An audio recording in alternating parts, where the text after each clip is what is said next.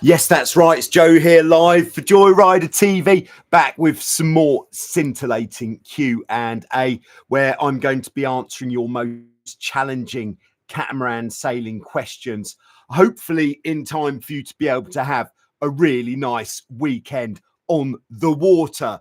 It has been a very good day on the water here in Vasiliki Bay, Lefkas, Greece. Very nice conditions, probably about 26 knots of wind when I had to come off the water in preparation to do this. So a very good day out today. So as advertised, Vasiliki Bay is delivering the goods. So here's what we're going to do. I'm just going to firstly go through today's hot topic, which I believe I announced is going to be on the topic of batten tension. And then we'll catch up with everybody who's in the live chat and start answering more questions. So this hot topic has been brought forwards by Robert, who specifically wanted to know about the batten tension, which is going to give him the best performance on the downwind legs. But it's the same. You're going to set the battens and that is going to sort you out. So we're going to go a little bit deeper than just the batten tension, and we'll actually talk about batten stiffness first. So in your sail, talking about the main sail first, but you might have battens in your jib as well, and the same thing applies there, is you might have 8, 7, anything between 6 and 9 battens in your mainsail. And if we're really trying to get the ultimate peak performance out of the boat, your whole batten set should be even. That means they should all be the same level of stiffness. Now, you may ask, how on earth can I actually determine the level of stiffness of my battens? Well, what we can do, I don't think I have. If this is a batten, what we can do, let's say this is our bathroom scales. If you're allowed to use the bathroom scales, if you put the batten on its end on the scales and push it down until it can bend, until some bend comes in, and then see what the scales say. It was, to be honest, I can't remember what sort of numbers we're looking for. So the lower the number is, the softer the batten is. And of course, in the opposite, the higher the number is, the stiffer the batten is. And what we're looking for is all of the battens to have the same number. You may be thinking, but surely the shorter battens are going to be effectively stiffer because they're not as long. Well, yes, but because they're shorter, they need the number to be the same to get the same amount of curve in the sail for the same amount of tension. So it evens out with that. So that is to have even curve in the sail, because what we're looking for ultimately is for the curve in the mainsail and the jib, if you've got battens, to be even all the way up. That is what is going to give you the optimum sail shape for the best performance. Now, the only difference is going to come if you're sailing a type of boat which allows you to swap the battens. So if you're sailing a very strict one design class, which would be like the two that spring to mind is the Dart 18 class and the Hobie 16 class, very strict rules. You can't use different battens in the sails. You have to use the Hobie stock supplied battens. Otherwise, you won't be class legal. Or the Dart stocked battens. Whereas in other classes, like pretty much everything else. You can use whatever battens you please. So the difference with this batten tension, batten stiffness comes is when you are wanting to remove power from your rig. Once you've got to the level of wind where you're constantly double trapezing, and in fact, when you're constantly double trapezing, that is enough wind to justify changing the stiffness of the top 3 battens in the mainsail. And what we want to do is replace those 3 battens with stiffer battens. What a soft batten does, let's say this is a soft batten, it bends very easily, which puts a lot of shape into the sail for the amount of tension that you're putting in.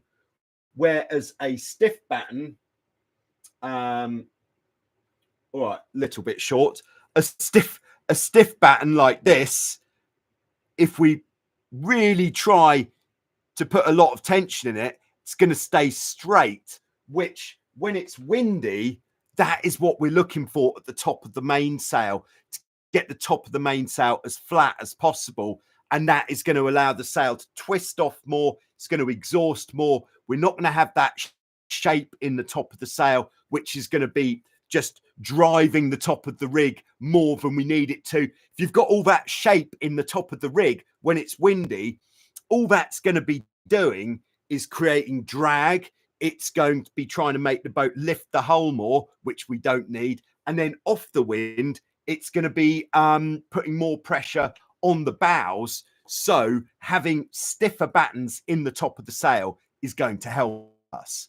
Now, if you were sailing something which was a strict one design class, like the Hobie 16, and you're not racing and you just want to go out and send it when it's windy, for some reason, I've never actually tried this, but yeah, source some stiff battens, slap those bad boys in the top 3 slots, and see how your sail shape has changed and see the difference that it makes. In fact, I might try this next time it's windy on Bad Boy 95, is to get some stiff ones in there and see how it responds. Good idea. Thank you very much. So that is the topic of batten stiffness and selecting the battens. I dare say a lot of sailors haven't even taken the battens out of the sail. I'm guilty of this as well, since they were put in, and they just live in there for 10, maybe 20, maybe 40 years. And the battens are going to become softer over time. So over time, your sail is going to get more shape into it, which might make it feel like, if you're on the race course, like you're not quite so competitive on the upwind points of sail. Whereas on the downwind point of sail, especially if you're not using a spinnaker, you might find that you start getting more performance on the light wind, downwind points of sail with the old battens. Maybe. Who knows? Could be true, though. So worth a look. And a lot of battens, when they start getting older, they do actually kind of start to splinter. So if you are taking your battens out, which haven't been taken out for a long time, just really be careful, because when you're pulling them out, definitely don't slide your hand along the batten, because fiberglass splinters are horrible. They're not very nice. So just be really careful.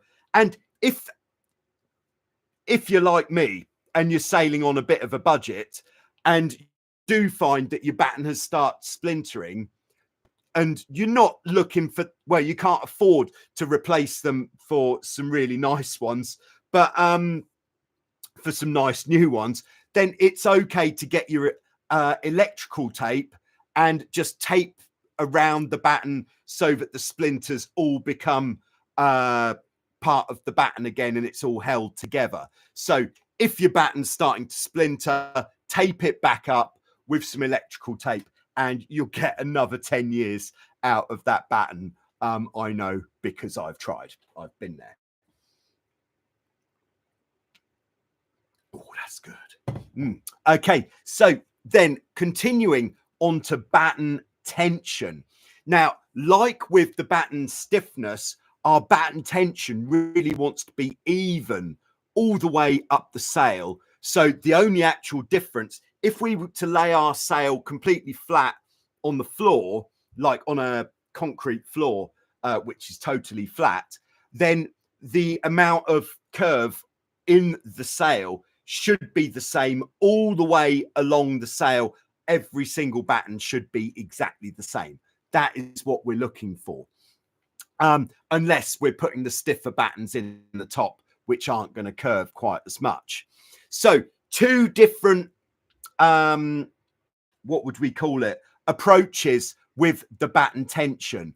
One is for the more simple boats, generally the boats which don't have adjustable prebend in the mast. So if your mast, that was fast,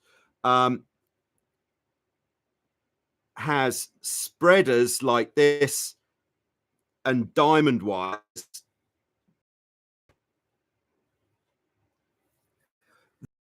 the more sophisticated method of getting shape in sail. Whereas if your mast doesn't have spreaders and diamond wires, then we're going to use the battens to get the shape into the sail. Thanks very much to Oliver Tekuxoli for the super sticker or super thanks.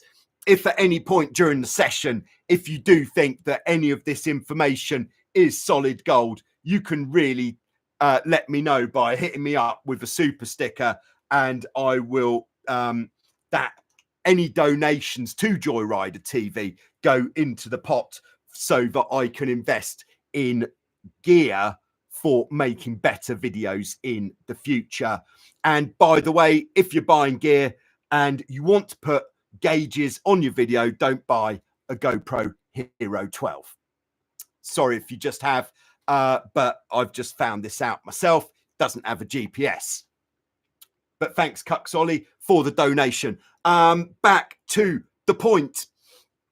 So, boat without spreaders and diamond wires. So, a boat where we can't control the shape of the mast. We're going to put more tension in the battens, and we're actually going to use different batten tensions for different conditions. So Hobie 16 as our example, of course. What we want to do is, for most conditions, when we put the batten into the pocket, we'll push it in, we'll tie half of a reef knot. If you haven't, or use the little cleat in the batten end cap if you've got one of those. And what we want to do is we want to push enough tension into the batten so that it pops. What I mean by it popping, we've got a longer batten now, is that means that it has some shape like that, just enough so it's got shape, and that shape will pop from one side to the other like that. That's all we're looking for. So that is no pop, that is pop. So the minimum amount of tension to enable us so that it will pop like that. And that is how much we need. The only time we need more batten tension from that is if we're sailing in kind of moderate marginal conditions. So we're talking like, I would only change it if you're going to be on the race course. If you're not going to be on the race course, it is way too much effort, I would say. So because to change all of the battens in the sail, the tension is a good 40-minute, maybe half an hour's job. Maybe less if you do it more often. But if it's moderate, so between 7 and let's say 14 knots of wind, then a bit more tension in there. It's going to put more shape into the sail, which is going to give you more power, which is going to get things going a lot quicker, and you are going to be a bit quicker. Let's say no more than 5% quicker on the race course. So that is the only time when we'd want to put more tension in the battens on your boat which doesn't have the diamond wires on it. Is that okay so far? Yes. Thank you very much. Exactly the same thing goes for the jib. If you've got a Hobie 16 jib battens, that should be the same amount of tension, just enough so that they pop. So on to the more sophisticated boats with the diamond wires, so with the diamond wires, what they're doing is they're putting a small amount of prebend into the mast, and by having this pre-bent mast and we're putting it against the straight edge of the luff of the mainsail, what that does, it's like if you make a cone out of paper by putting a straight edge against a curved edge. What that is going to do is put curve into our sail. So on a boat like the Tornado, F18, Hurricane 5.9, those sorts of boats with the diamond wires and the pre-bent mast, when we put the battens in, we don't want any tension. We don't want the battens to pop. We want those battens in so that they're flat, so they just lie flat on the floor when we've got it laid out on the floor. But what we want is it tight enough so we take out any creases from the batten pocket. So if this is a batten pocket, if the batten, there's the back end will have a hole in there. There's the front end. There'll be a plastic cap like that with some bolts holding it in. There's the mast. So if the batten isn't tight enough in the batten pocket, what we're going to get is these vertical creases like this. And what those vertical creases, and if, to be honest, if you haven't checked your batten tension for quite some time, thanks very much to Scott dropping it in the slot with a good juicy super sticker. Thanks very much to that for that, Scott. Very kind. I'm glad that this information is coming through loud and clear. Yeah, so if you haven't adjusted your battens for a while and you have noticed you're getting these creases in the batten pockets, then you need to tighten them up. Basically, these creases are bad. It means the batten isn't tight enough. And what this actually means, if this is our batten in the pocket, is it means the batten can actually move in the pocket. And if you allow your batten to move in the pocket and you don't do anything about it, eventually what's going to happen is this end of the batten is going to be able to come out of this plastic cap and actually poke through. And that's going to put a hole in your sail. There you are. Now, if you have, let's just go down this, what you call this, rabbit hole. If we go down this rabbit hole a little bit, if that does happen, you'll get a hole in your batten pocket like here. Even though it's ugly, it's disfiguring. If you get your batten poking out through a hole here, all you need to do is untie the what you call it, the batten tie at the back of the sail at the leech, pull the batten out, put it back in so it locates snugly into the cap, put your tension on so you're taking out these creases, and you don't actually, unless you want your sail to be in perfect condition, you don't actually need to repair that because it's not in a load-bearing position unless it started like ripping up this way, unless like if there's a big hole up there, you do need to get it repaired. But one like that, that's not going to get any worse because there's no load in there. All of the load is taken by the stitching on the edges of the batten pocket. But if you want to keep it nice, then of course, get it repaired. There you go. Yeah, so I think that pretty much tells the story of batten tension and batten stiffness. I hope that is helpful. Now, I did see some in the live chat which was specific to this topic. Beg your pardon. All right, one from Spicy Fist. Spicy Fist is, of course, the captain of Lazarus the Unholy, the Hurricane 5.9 that we saw in Show Us Your Cat. Is it okay to chop a larger batten down to fit a shorter slot, or does the batten taper cause issues? Yeah, that's a question that doesn't always have the same answer. Yeah, if you've got tapered battens, I'm actually going to think about this as we're talking about it.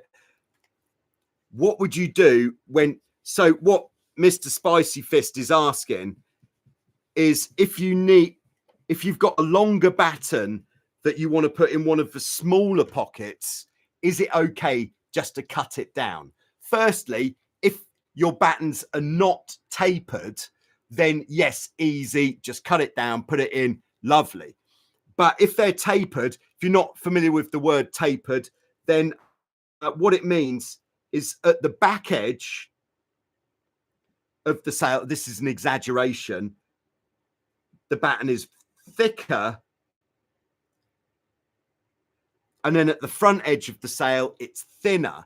The reason we have the thinner edge towards the front edge of the sail is because with the profile of our sail, we want to have the majority of the curve in the front part of the sail, because the way that the sail is going to pull us is perpendicular to that curve. So if the curve is at the front, we're going to get more drive forwards. Whereas if the curve is further back, it's just going to make us fly the hull more, which perhaps isn't actually going to make, it's going to make us look cool, but it's not going to make us sail very much faster. So what would we do if we've got the tapered batten?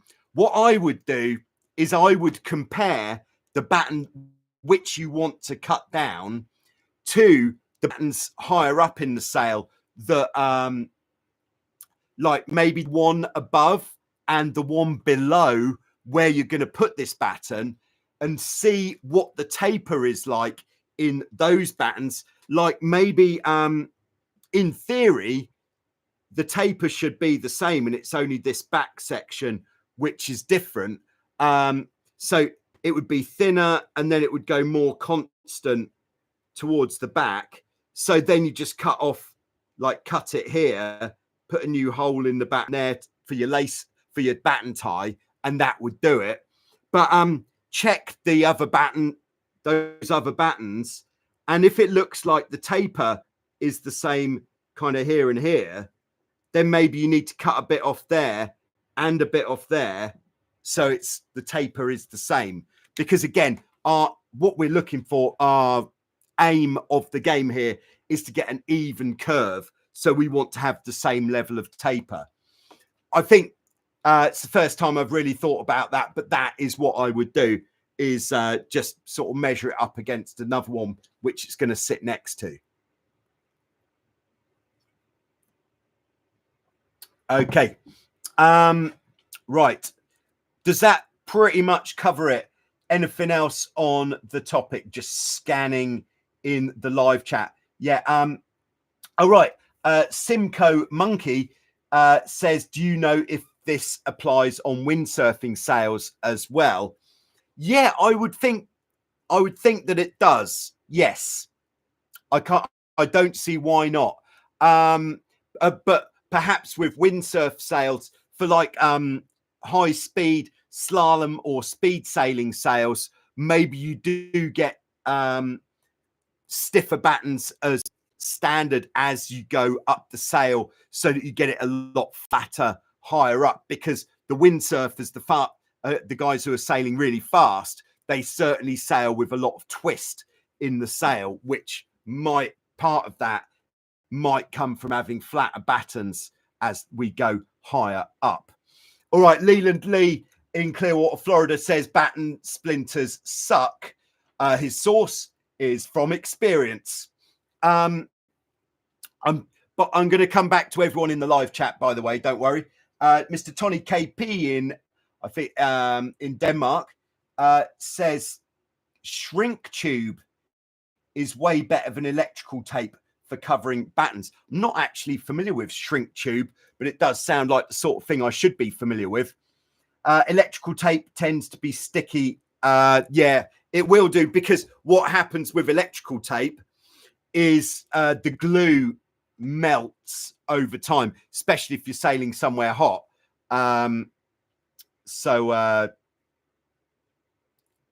Yes, shrink tube. I'm going to look that up. All right, so back to the live chat. We're taking it from the top. So we've got Benny on board in Sweden. Yes, Benny says it's sunny and 28 knots in the gusts, but no time to be on the water because he has to be in the live chat. Thank you for coming, Benny. We've got Mark and Janet in Ohio, I believe.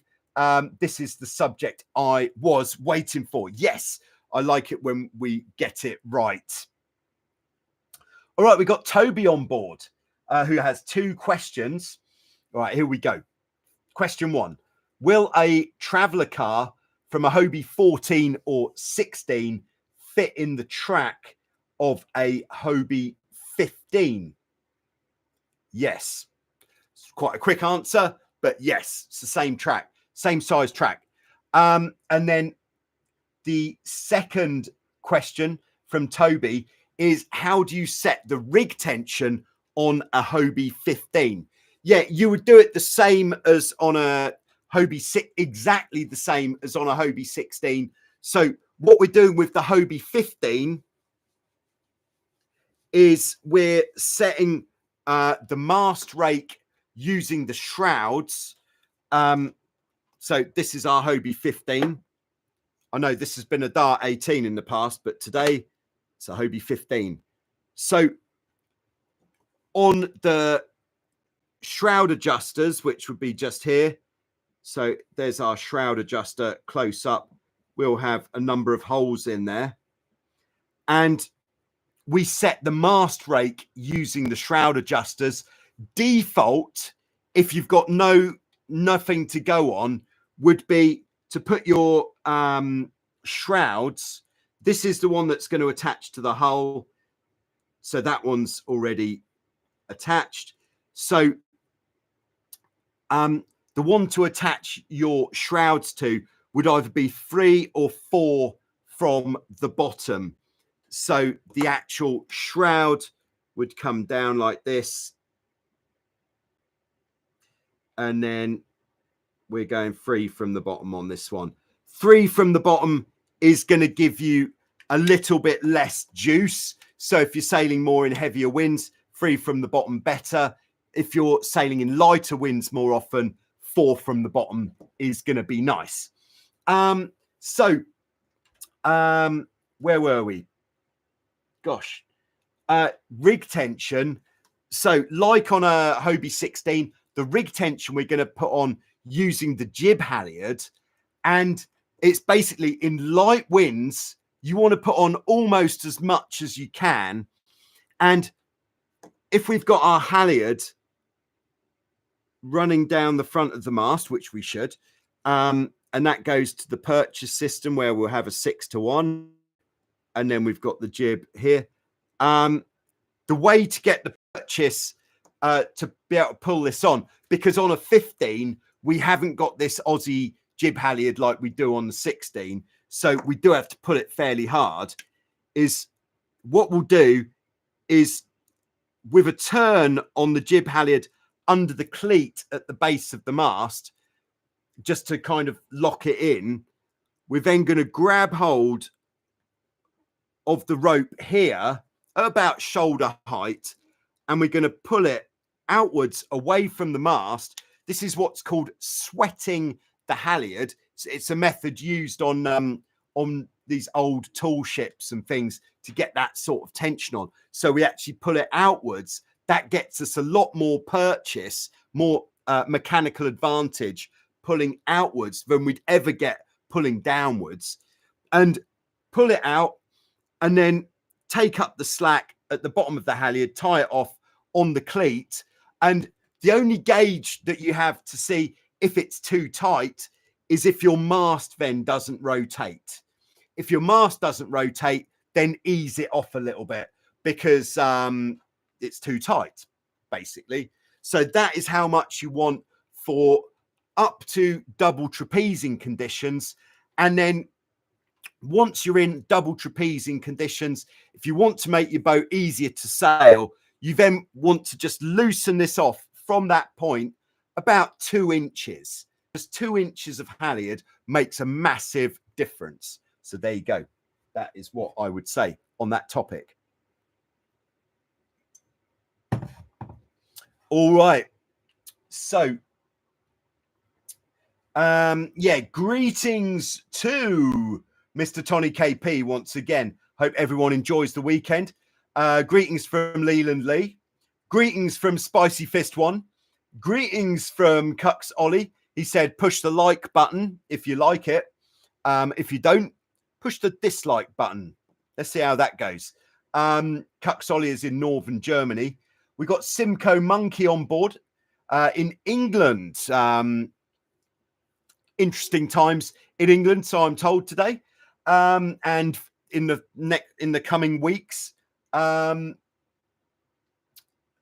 right, scrolling down. We've got Office Hands Dave on board. Hello, Dave. Great to have you with us. I'm actually going to give you a message here. I was asked to give you a message from Barry, who's out on holiday with us at the moment. He lives in Florida. He said, if you're into motor racing, Barry's coming to Atlanta and wants to know if you want to go to see some motor racing with him. There we go. I've asked. Thanks very much. Good luck at the Worlds. And thanks to Scott for your donation towards the World's Fund. And a massive thank you, by the way, to everybody who has donated into the Tornado Worlds fundraiser. We're getting there. It's amazing the support that that I'm feeling from the global Joyrider TV community. So thank you so much for everybody for chipping in to make it happen. And this actually leads to this time next week, I'll be just driving onto a ship with Ben, who's the new Swedish John Ben, and with the Tornado.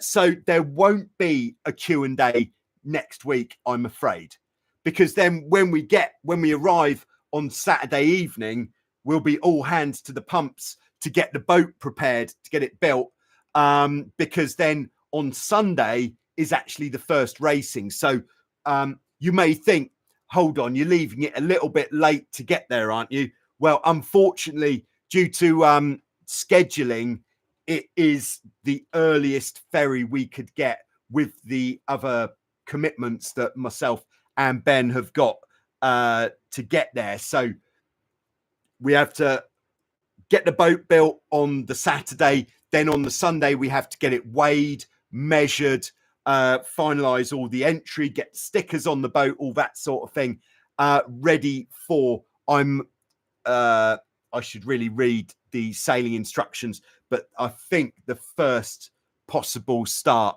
is at something like 1 o'clock in the afternoon. And knowing Rimini, it does actually take, I think, about an hour and a half. You need to allow an hour and a half to get from the boat park to the racing area. So pushed for time when we get there, but come Sunday evening, after we've banked the first couple of races, filmed one of them, got that edited, then we'll do a live from, we'll be doing live streams from Rimini every day with an update of what's been going on. Perhaps we'll be looking at other people's boats if they'll let us. I'm sure they will. And that'll be really fun. I think you'll find. There we go. All right.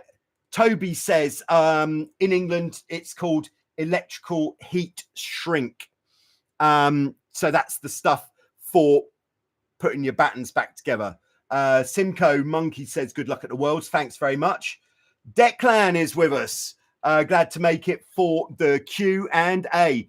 And if you didn't know, channel member Declan is who I'm going to be sailing with in the archipelago raid in Sweden towards the end of August. This is significant amount of excitement about this. It's one of the most adventurous, let's say, long distance events for small catamarans, and I love a long distance and I love an adventure, so this is going to be pretty special.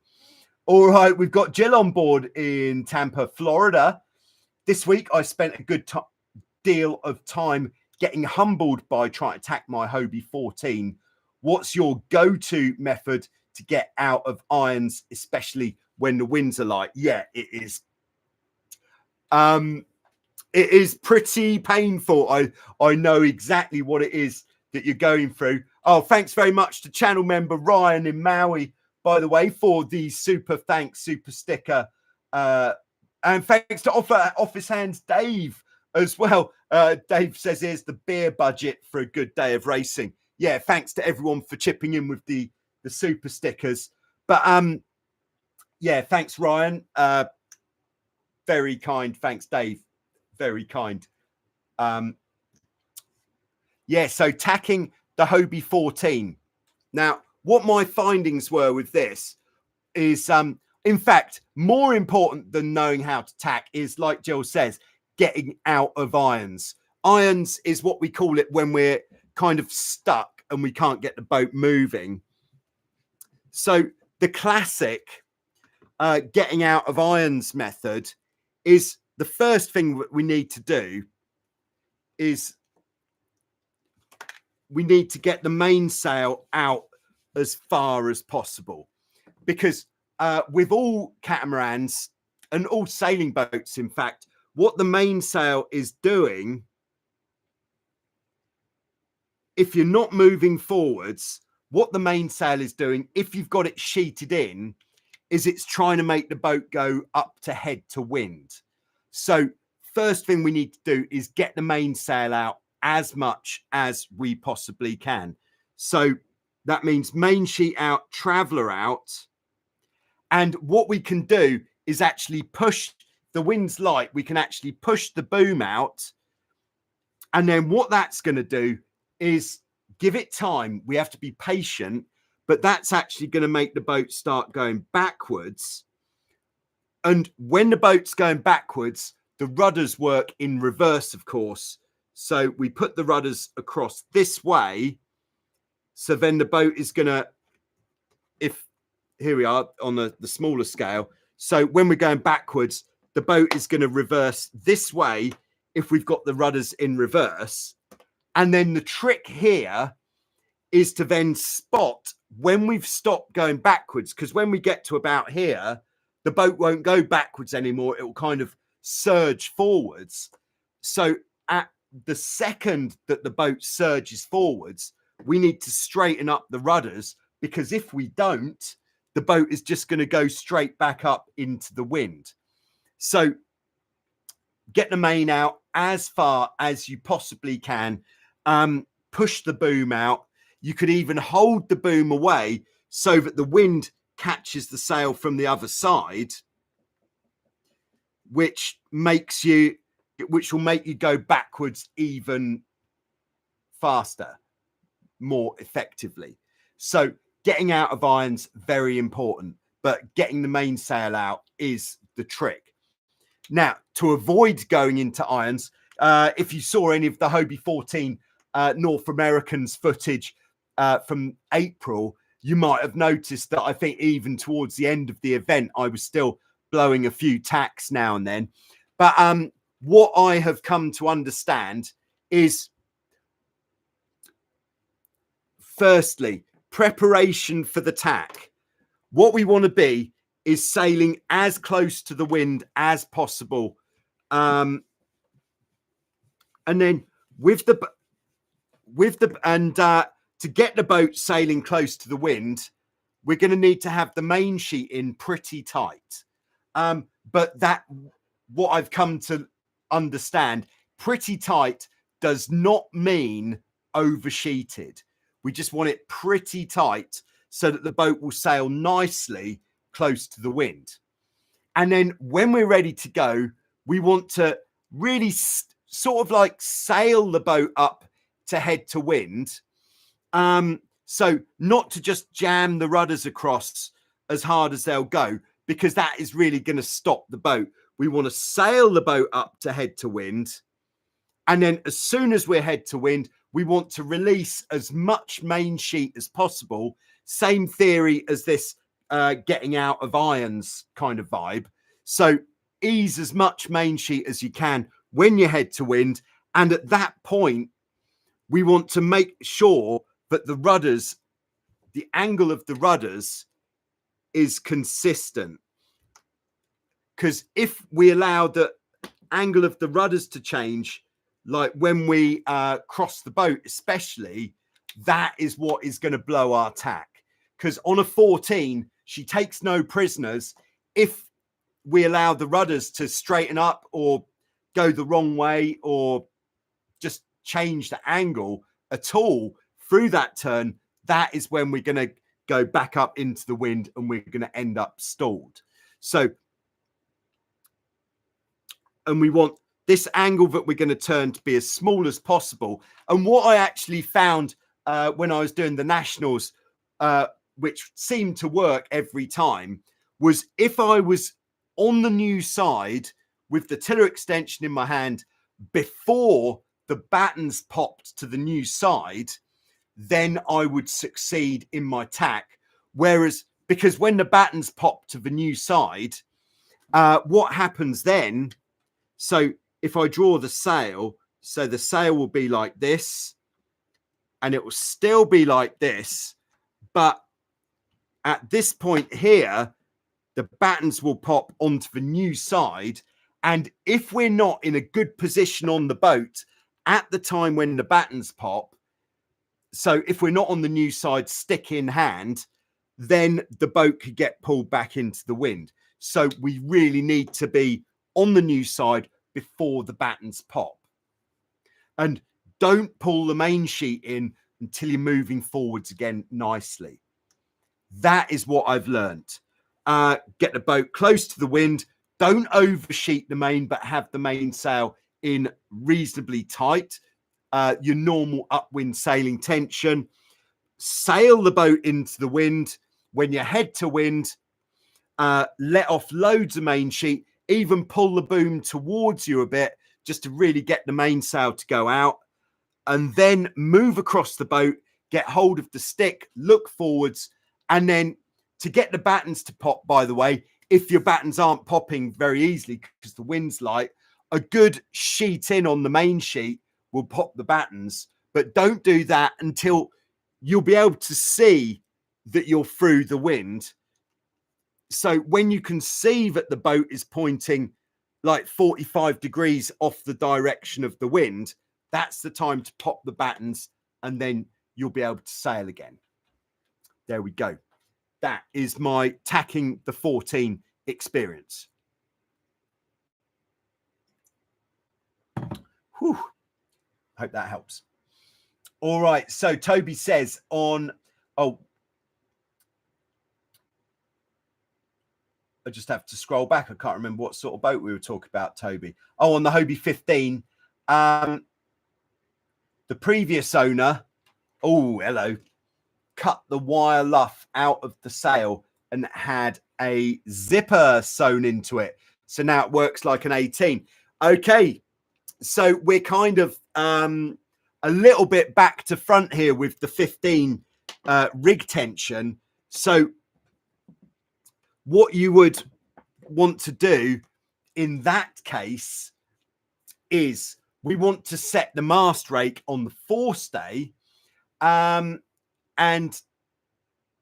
to be honest, I haven't really looked into what the mast rake should be on a Hobie 15. I tell you what, if you send me an email, I'll put my email address in the live chat right now. Total Joyrider at iCloud.com. If you send me an email to remind me, because I might forget, I'm a little bit forgetful, just ask my wife, she'll tell you. if you send me an email, I will measure. In fact, I'll do a short video on measuring the mast rake on a Hobie 15 while we're actually measuring the mast rake, so we know what, because on the where we attach the forestay, we've got this chain plate adjuster. So then we'll be able to determine which hole you should put your forestay in to get the correct amount of, and then there's the mast shrouds, to get the mast rake in the sweet spot. Yeah, so we'd set the forestay, and then for the rig tension, once we've got the mast rake set, what we want, I would say on a Hobie 15, we don't want it as tight as on something like an F18. So if you've got one person who can, while the boat's on the land, to hang like, this is our one person, to be pulling on the trapeze, or even what you could even do is get one person on land actually trapezing. That person wants to be reasonably heavy, like over 200 pounds or over sort of 90 kilos on the trapeze. That's going to pull the mast towards them, no sails up at this point, and then with him on the trapeze, move the shroud down in the adjuster as low as you can, and then do the same on the other side to get your rig tension on. But perhaps I'll do that in the video as well, so that then we've got a sort of gauge how we can do it. Thanks very much. All right, where are we up to? All right, Declan has just got back from the Gotland Runt. Quite an adventure in the, hopefully you've been taking notes while you're out on the yachts in the Swedish archipelago for what way we should be going when we're on the catamaran. Nice. All right, Ryan in Maui says, went for a nice red, white and blue stray cat sail yesterday. Oh yeah, of course, it was Independence Day. Yeah, happy Independence. Is it Independence Day? 4th of July. I've seen the movie. Yes. Happy Independence Day to everyone who is in the States. Well done. Made it through another year. Great stuff. All right. We've got Elia on board. What's up? What's up, man? Good to have you with us. All right. Toby says, absolute legend. Well, we do what we can. All right. Simcoe says, I do a rolling tack in a laser. Can you do that in a cat with a crew of 2? There are certain schools of thought which have talked about doing some sort of roll tack on a catamaran, but it's not something that you really need to worry about, especially at the early stages of the sport. With your crew positions going into the tack, what you want to do is, let's talk light winds, is helm and crew, windward side, go into the tack. When the jib backs, both go across. And then it's on the catamaran, the most important focus when you're tacking is what you're doing with the main sheet and when to bring the jib across to the new side. So when do you bring the jib across to the new side?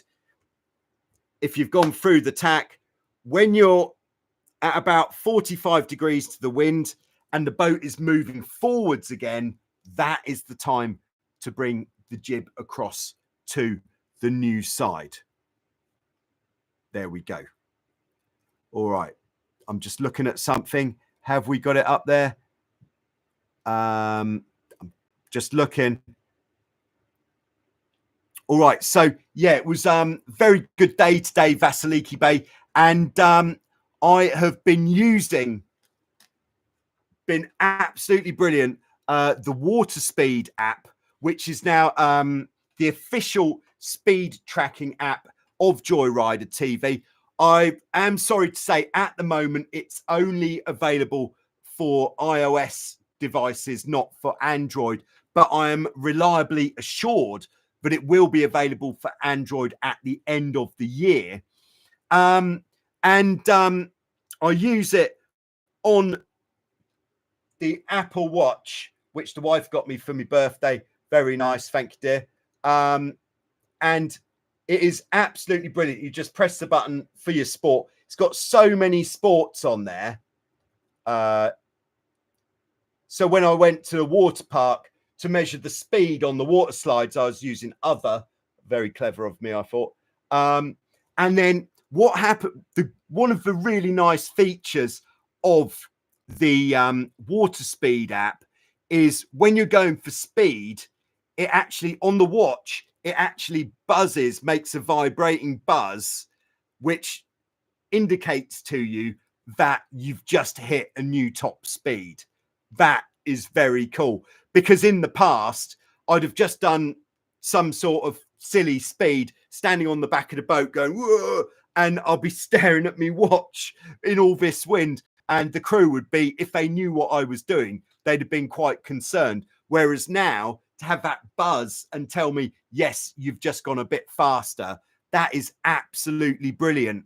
And it then syncs with your telephone and with your computer. And in fact, I'm going to move you. Hope you don't mind being moved. Here we are. Oh, there's Joyrider TV toolkit. Oh, yes, we've got 5 cameras in there now. But here, you know, I could have done this more tastefully.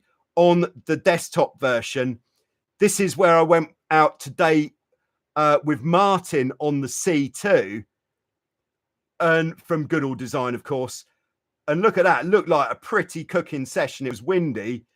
And then we have got so many stats on here. So top speed, 23.2 knots. Thank you very much. Best for 10 seconds, 22.3. Does this make good television? You can put it in the live chat, or should we get back to business? Oh, average 5 best top 10 speeds. We've got so many stats on here. Best tacking speed. It's all there. This is all right. We're coming back. We're coming back. You can see in the background here, Ocean, Springs, Yacht Club, Burgee, just there. Yes, it is. And that's the spot. Okay, I hope you enjoyed that little tour. Yeah, but it's very good. I love stats, and we certainly get a good bag full of stats, which is really nice. So I did like that. I'd just like to say to Jack Brodsky in the live chat, could you elaborate a little bit on the rig tension question? You've said how to use rig tension, but if you can elaborate slightly what you're asking about a little bit more. Yeah, so there you go. The water speed, very good. It's the official speed tracker now of Joyrider TV. And when it's available on Android as well, we're going to be using it more. Not letting the cat out of the bag just yet, but there we go. All right. Can't remember what the actual point was.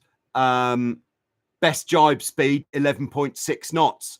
Very nice. Number of tacks, 3. Number of jibes, 3. It knows. Yeah, nearly capsized on a jibe once. Yeah, managed to save it. So we nearly capsized on a jibe. We had the kite up, 25 knots of wind, and we went into the jibe a little bit slowly. So when it's windy, spinnaker up, you've got to go into the jibe with a bit of the good stuff. All right, so back into the live chat. We've got Toot on board. Hello, Toot.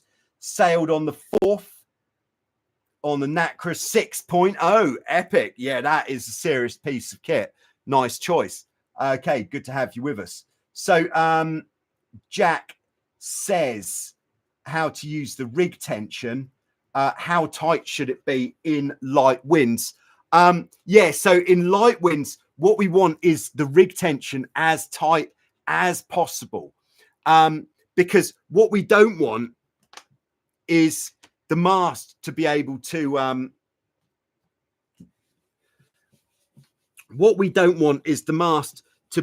lean over to leeward. So if we were to look at our boat from behind, we want the mast, and does that, no, it doesn't, it's a shame. If this is looking at the boat from the end, there's the hulls. We want the mast totally upright, and because as we loosen the rig off, what happens, so this would be a tight rig, and then a loose rig,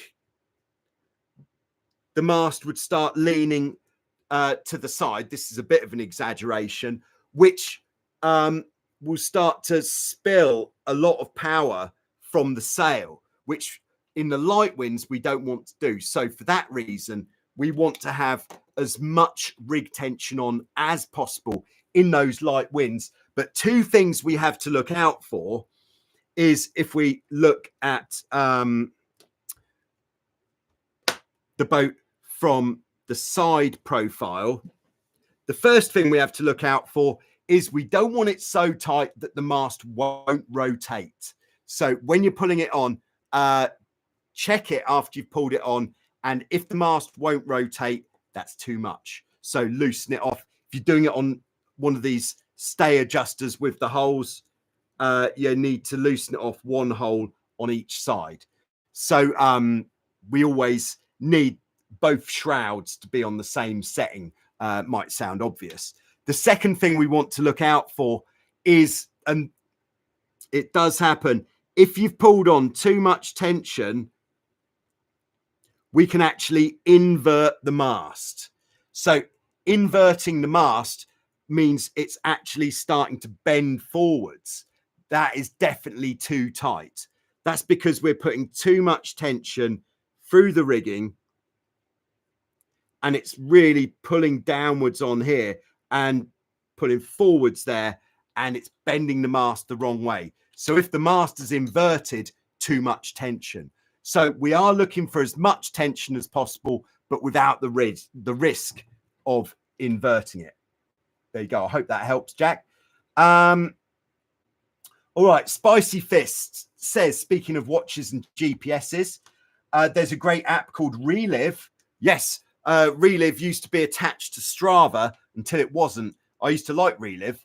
That makes a little video for you based on your track, even includes pictures you've taken, if any. Yeah, it's very cool. And with the water, yeah, so Dave, the software is called Water Speed.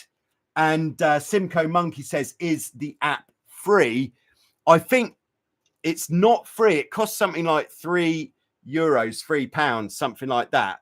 And I think it's well worth it, because if you've been following the channel for a while, you will know that I've been through a lot of different GPS watches, and I've been using Strava on the telephone, which is okay. But Strava has not, to be honest with Strava, it's not very accurate, and it doesn't give you all this extra information to back up your claim. Like backing up your claim, like if you're claiming a big speed, like so 23.2 knots, and that's actually the best speed for 2 seconds, which already, that's not just the peak speed, that's 2 seconds. Then if you want to back up the claim, if it then said best speed for 5 seconds, 10 knots, you might think, that's probably not accurate then, because it should be fairly close. Your best speed for 5 seconds should maybe be 1 knot less than your best speed for 2 seconds, or your maximum speed. And you couldn't do that with Strava. So this is absolutely perfect for being able to sort of qualify your claims in the speed department. There we go. All right. So Toot says, Race Q said 19.4 knots on the Nacra 6.0. That is cooking. Yeah, if you can send me that claim to, I will get it on the speed stick. Yeah, speed stick is running, by the way. It has been a little bit quiet this year. And to be honest, that might be my fault for having not promoted it as much as in previous years. But I've had a lot on. Yeah, there we go. But the speed stick is running. So let me know. Send in your big speeds. All right. Toby says, do you know any supply issues with Hobie parts and the distributor of spares in UK? Paul, sure thing, has closed down. Yeah. No, I haven't been made aware of any. There might be certain parts which there's a bit of a lead time on. I know if you want to get rudder blades from Hobie, now that takes a while at the moment, but I would think that other parts you should be able to get hold of. If yeah, I didn't know and I didn't hear that Hobie Cat in the UK. Look up, do a Google search, Toby, for what's it called? The Hobie Centre. I think it's called the Hobie Centre in the UK in Poole Harbour, and the Hobie Centre Poole. I'm doing it right now in real time. This is interactive TV. The hobiecentre.co.uk, which is also Sure Thing, which you've mentioned. Oh, right. Ceases trading 30th of June. Wow. For more on Hobie sailing, visit the Class Association. Wow, this is news just in, actually. I did not know. I didn't know that. So, but I'm sure that with the Hobie Centre closing down, somebody is going to be picking up the slack. And what I would do if I wanted parts in the UK and the Hobie Centre isn't supplying parts anymore, I would get them from Hobie Cat in Holland, hobie.nl. They're really, really good. They've got so many parts, used boats, loads of stuff. You might even be able to get used parts for a better price.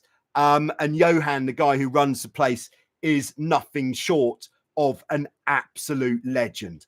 He's one of the nicest guys in the whole sport of cat sailing. So Hobie Cat in Holland, brilliant place to get your stuff from. Okay, Jack continues. How tight shall it be in heavy wind? Yeah, so in heavy wind, yeah, to have it a little bit looser is good. Which, if it's on a boat where you're tightening the rig using the jib halyard, ease 2 inches of jib halyard. If it's on something like an F18, then you should be setting it up using a loose gauge like this, a rig tension gauge, where you set the rig tension according to your crew weight and not according to the wind strength. So if you're a lightweight, so what would that be?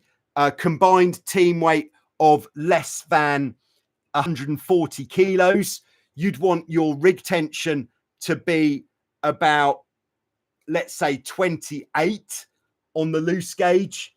If your crew weight was medium, so about 150, 160, then you'd want to set it to about 26. And if you're a heavy team, which would be anything over 160, I would set the rig tension on an F18 or a Tornado, F16, at 24 on the loose gauge. By the way, if anybody needs a loose gauge, this one is for sale. If you're going to the Tornado Worlds and you need a loose gauge, I could bring it with me. You can buy it off me. There we go. Selling stuff. Don't ask me how I got a hold of that. All right, I hope that helps. So, where are we up to? All right, so I've got one more preloaded question. This is quite a different one. And this one comes from Greg66LC, who wants to know the best way to tow a boat behind a houseboat long distance without you being on it. He says, I've tried to tow it off the water one other time with little success. Can you make suggestions? Yeah, so the issue with towing a boat like a catamaran a long distance is that it's, unless you've got someone on the boat steering it, the boat is going to wander a lot. Yeah, this is a tough one. So the first thing that I'd do is what we want to do is have a pull that let's have a boat. There's our boat, and we're obviously being towed that way. What is really going to help, there is a quick fix for this, by the way, which I'll mention at the end. But what we want is to have some sort of bridle that kind of, that's going to help to keep the boat going in a straight line. But I'm not sure if you're going to be, depends on how fast you're going to be towing the boat. If you're going to be towing it into the wind, which effectively is going to make it put more load on it. If you're going to be towing it in waves, more load. But if it's a minimal load kind of tow, then perhaps by somehow rigging up a bridle, don't know how you would do this. I've never tried it. And then your tow line goes onto there. That is going to keep it more in a straight line. That is number one. Second way we could look at it. Oh, and yeah, second way we could look at it, and it's the way that we tow the boats at Wild Wind Sailing Holidays if we're towing them a longer distance, but this is with somebody on the boat steering, is we take the capsize righting line, then we've got the bridle wires, and if we look at the bridle wires from the front, we have a loop on the bridle wires, a loop of rope, and we pass this capsize righting line through the loop of rope like that. And then that ties on to the tow line, which then goes to our motorboat, which is going to tow the boat. But that is with somebody on the boat.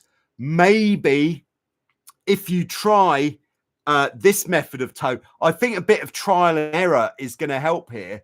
And perhaps this is another topic that deserves its own video, which perhaps I can have a look at doing perhaps when I get back from Italy.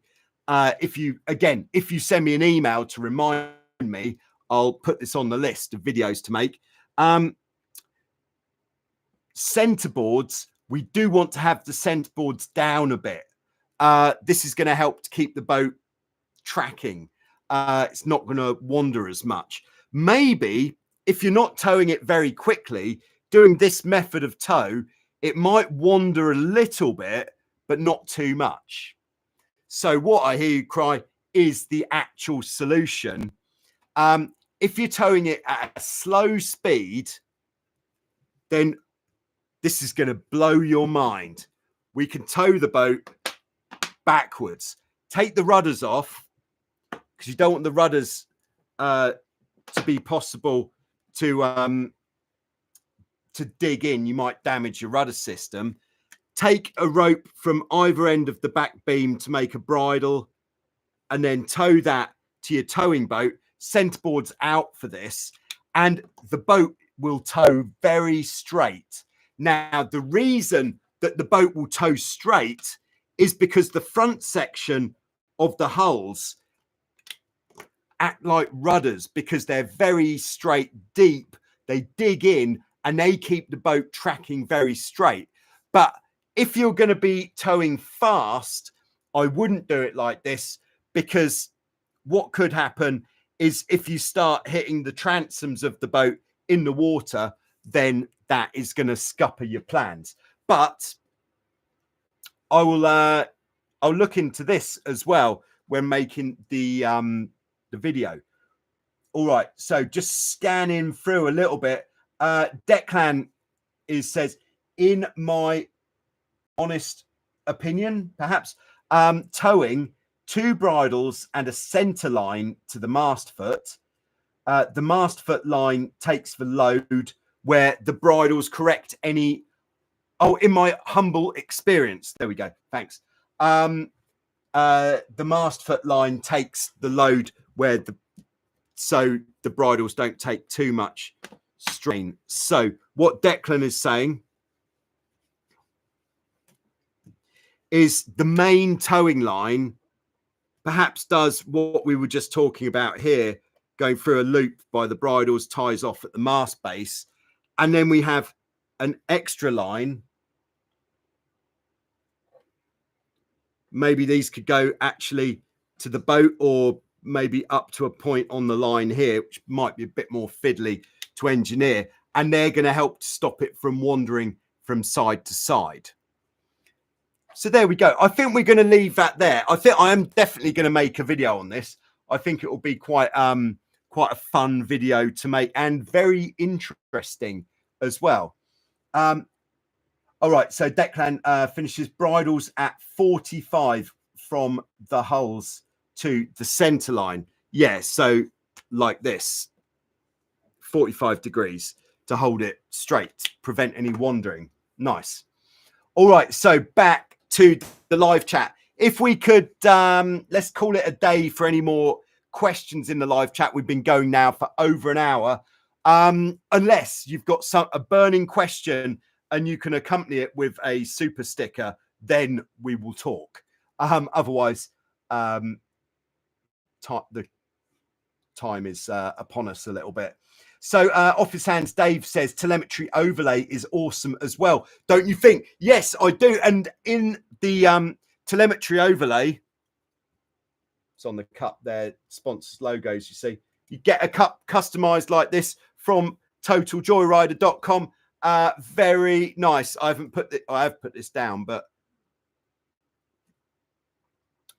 I actually learned about cups like this when staying with Office Hands Dave near to Atlanta, and it is an absolute game changer. Cold drink all day until it's gone, and then it's sad. Yeah, so in the tornado video that I put out earlier in the week, because the new GoPro doesn't have a GPS, don't buy GoPro Hero 12.com. My GoPro Hero 8, the battery has given up, so that was no good for getting the telemetry data off. And I'd made the mistake of doing the quick recording function on the GoPro Max, the 360 camera, which means your GPS data is no good, basically. So I didn't have any GPS data from a camera to use with telemetry overlay. So what I did was I used the telemetry data from the water speed app, loaded that with the video into telemetry overlay, and it then got the gauges from the water speed app, and it worked absolutely seamlessly. Well done, telemetry overlay, and well done, the water speed app. Perfect. Okay, so we're back in. The Motor Dude, which what sailing watches do you recommend? Yeah, I can only recommend what I know, and what I would say is, if you want a watch that isn't necessarily with a GPS, I have always used the Timex Ironman triathlon watch. Very reliable, works really well. I've used them for the last, I don't know, over 30 years now, and they're absolutely brilliant. They do your countdown timer for the start of a race, and they tell the time and they've got alarms and things. Very simple digital watch, easy to use. That is what I would recommend. Whereas for a sailing watch with a GPS, now that I'm sort of into it, the Apple Watch is working really well for me. I wasn't sure about it at first. I thought maybe it's a bit delicate. Yes, I got a slightly beefier strap which protects it. But that seems to be the go. But I think all the Garmin watches, absolutely brilliant. But you just got, this is what I've got. This is what I'm going to use. That's what I'm into. All right. I think Simcoe Monkey just asked the same question. So yeah, there we go. Favorite watch of all time was the Timex Ironman, what's it called? Triathlon GPS. But these have been discontinued now for about 20 years. So the likelihood of finding one slim and then perhaps a little bit outdated. There we go. Oh, thanks very much, Mr. Tony Dakey, for Mr. Tony KP for your super sticker. Very kind. I appreciate it very much. All right. Where are we? All right. Ryan in Maui says, when is the Worlds?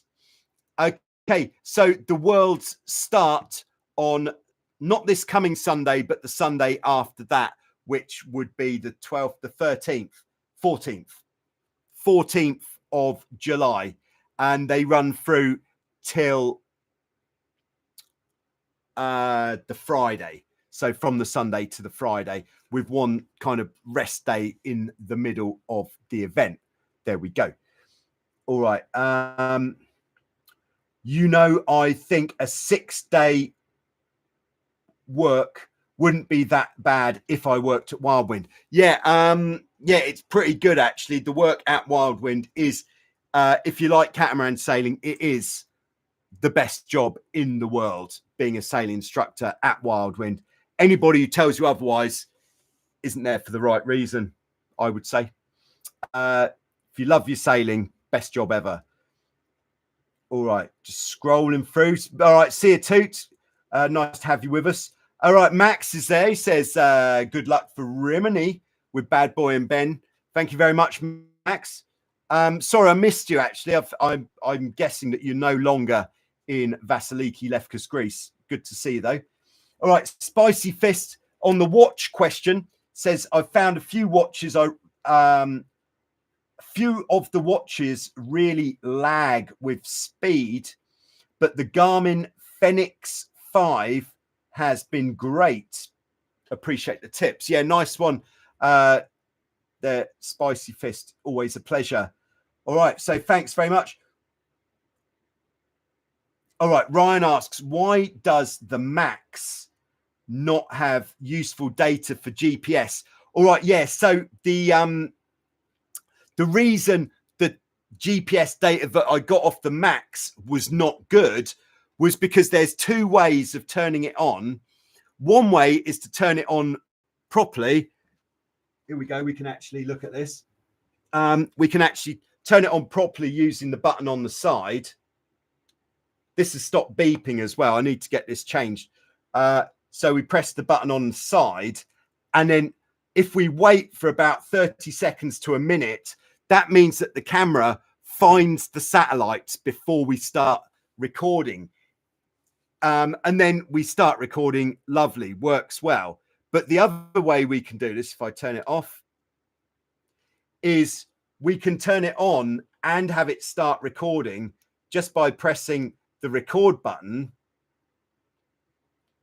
And now it's recording straight away. It hasn't had time to find the satellites, which means the GPS file is not, what would you call it? Not very good, not accurate, doesn't work, is sort of corrupted, doesn't work. There we go. All right.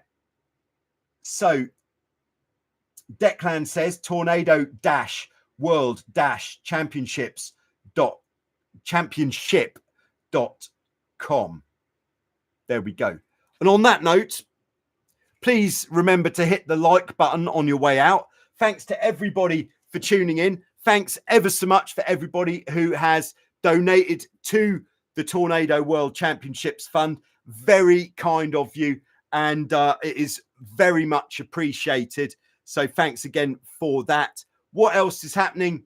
I'll let you know. You will know when something's happening, and it is going to happen. But thanks for tuning in. I'll see you soon with some more on Joyrider TV. But thank you, and see you soon with some more. Thank you.